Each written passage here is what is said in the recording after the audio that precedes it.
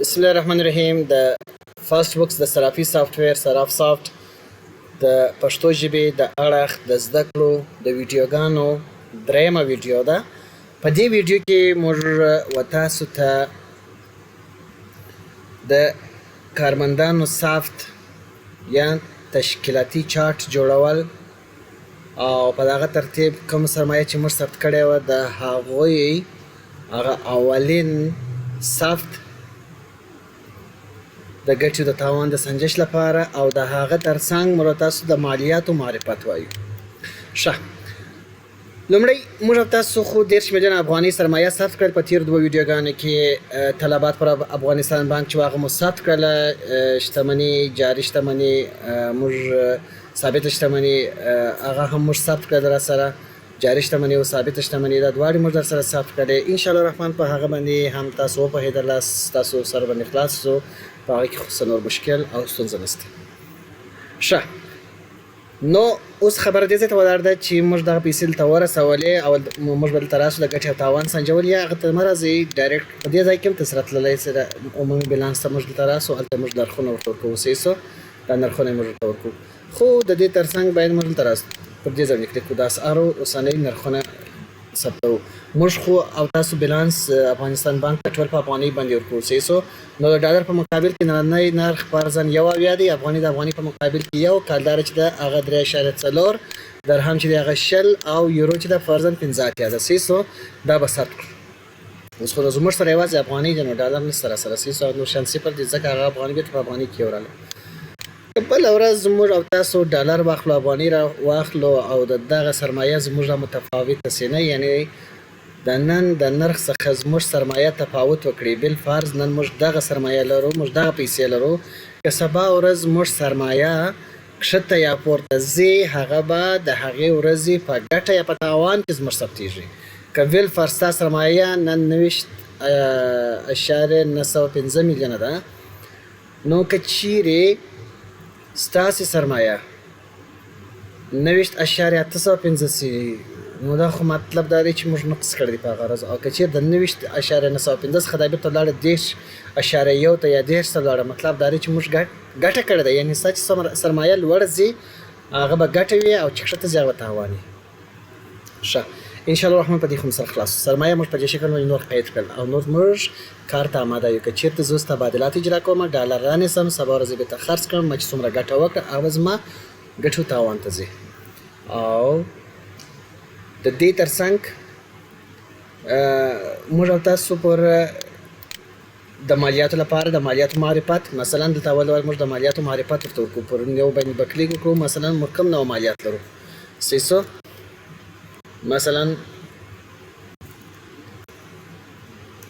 عمومي مالیه داسې یو شی ورته ولیکئ په هر نامه کې چې تاسو مالیات لرئ. صحیح شو، نو بیا که چېرې تاسو مالیه رسوئ، پر مالیات باندې به کلیک وکړئ او بیا ولته پر نیو باندې کلیک وکړئ او کټګوري به انتخاب کړئ، مالیه او کرنسي به انتخاب کړئ، افغانۍ او مالیه مو څومره ده، بالفرض 3500 افغانۍ ده.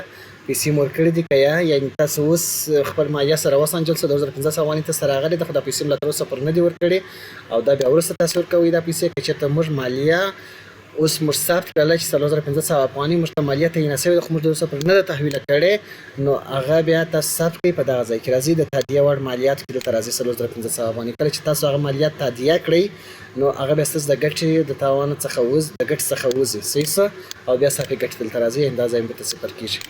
که چېرې موږ پیسې ورکړلې، نو د پیسو ورکول یا نه ورکول نو څنګه معلومېږي؟ دلته پینډینګ او پیډ، یعنې پیسې مو ورکړې دي دا انتخابو، که مالیه نه تحویله کړې دا انتخابو، صرف یوازې رسوو. دا ان شاء الله الرحمن په مالیاتو مو سره خلاص شو.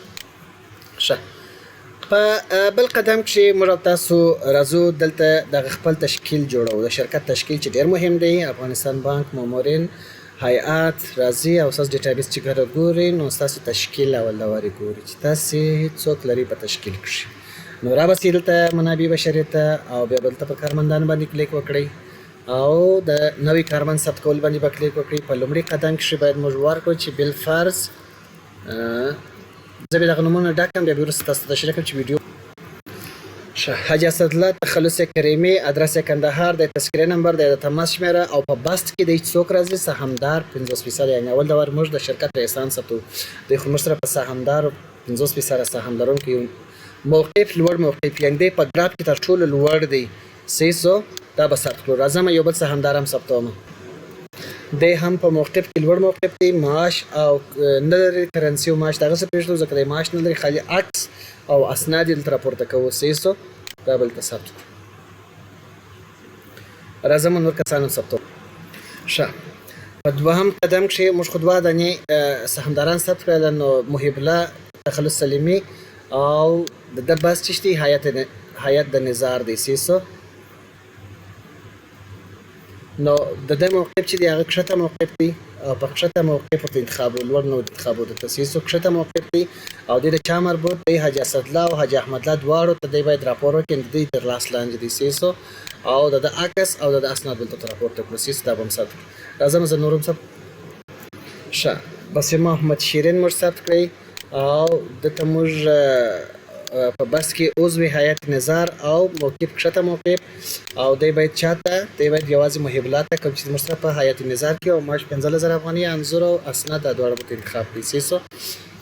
بل ثبتوم پسې بل نفر ثبت موږ بل نفر هم عضو هیئت نظار ثبت کړي د محمد شیرین په نامه باندې را بس انتخاب زه دغه ګراف ښکاره کړم 300 چې دا سره کوم کار کوي کسان ثبتوو اول ته په ګراف کې تاسې عملاً ووینئ دا تشکیل کې ګوره. حاجي احمدالله کریمي چې دی هغه سهمدار 50% بیا حاجي اسدالله کریمي بیا محب الله سلیمي هیئت نظار دی بیا سلطان محمد اسلامي چې دی عضو هیئت نظار دی محمد شیرین کریمي عضو هیئت نظار دی. راځو نور کسان هم دغه رقم موږ ثبتوو چې هغه هم په دې لیست کې مدیر عملیاتي دی په بس کښې بل نفر دی او دی موږ ته سلطان محمد او د محمد شیرین تر لاس لاندې راولو 300 یعنې دی دغه عضو هیئت نظار چې دی دی هغو ته راپور ورکوونکی دی. راځم بل نفر په بل بس کښې بیا موږ محمد هاشم لرو چې هغه مسئول پیروي و رعایت از قوانین دی 300. نو دغه بستونه تاسو یاداشت کړئ سره دی وبخښئ دی سلطان محمد او محمد شیرین ته دی مثلا هغه چې عضو هیئت دی عضو هیئت نظار دی د عکس او اسناد راپورته کوو دی بل بس 300 یو بل بس بل هم ثبت کړم. ښه بل موږ عبدالمنان ثبت کړی نماینده د شرکت او دی موږ د مسئول مدیر یا مدیر عملیاتي څخه کښته راوستی 300 په کښته موقف کښې رابسو مدیریت ته او زموږ کارمندان او زموږ تشکیل په دې شکل باندې ثبت او جوړ سو. وګورئ زموږ چارت تکمیل سو زموږ کار خلاص سو. نماینده د شرکت مسئول پیروی قوانین از مسئول پیروی رعایت از قوانین مدیر عملیاتي عضو هیئت نظار سهمداران.